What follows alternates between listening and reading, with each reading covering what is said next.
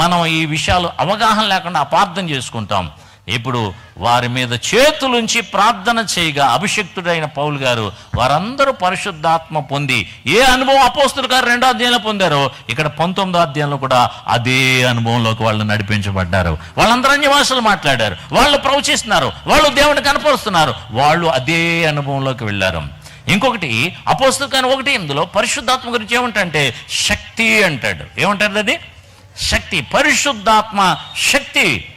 యోహాను 14 ఆదరణకర్త. చాలా పేర్లున్న ఒక్కరే దేవుని ఆత్మ త్రిత్వంలో, ఇటు తండ్రిగా ఇటు కుమారుడిగా. మూడవది ప్రస్తుతం సంఘాన్ని నడిపిస్తూ సిద్ధపరుస్తుంది ఎవరంటే పరిశుద్ధాత్మ దేవుడే.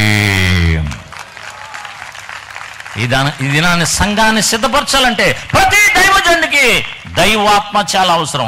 ఆత్మ లేని దైవజనుడు మామూలు పై పని చెప్తే వెళ్తూ ఉంటారు నాకు వలే.